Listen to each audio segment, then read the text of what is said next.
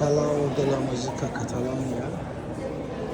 O içeriden olan görüntü, tarihi görüntüsü belə və daha hazırda bu şekilde muhteşem bir manzarası var. Bir neçə mərtəbədir. Yuxarıya giriş ödənişlidir 20 evro bir nəfərə. Ama aşağı hissesine rahat bir şekilde böyle de müxtəlif dillərdə təşkil olunur.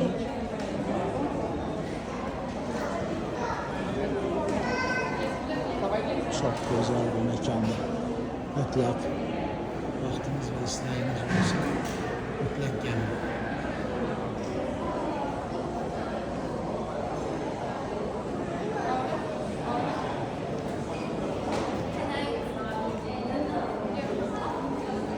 Kruzlarla geldiğinizde Port şehir merkezine yakın olduğu için çok rahat bir şekilde gelip hem şehrin diğer güzelliklerini görebilirsiniz.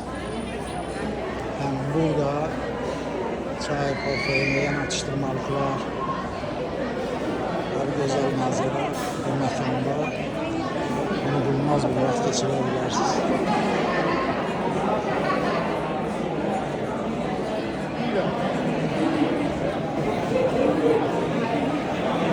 İçerisi kifayət qədər sərindir. Baxmayaraq ki, küçədə hava istidir.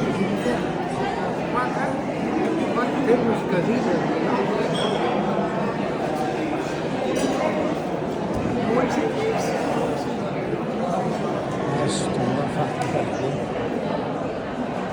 Və burada keçirici olan konsertlərin bu afişləridir.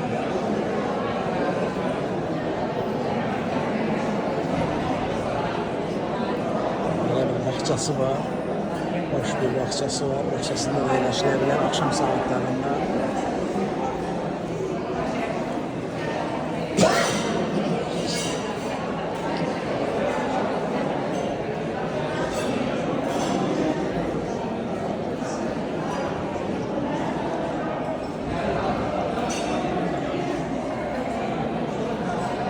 Bakın dostlar böyle.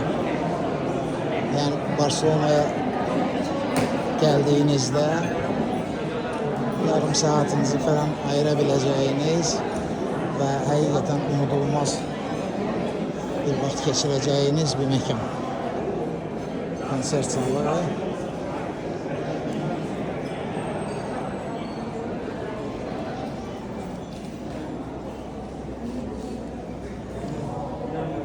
Bak böyle dostlar. Burayla da lavabonun girişi. Bak böyle.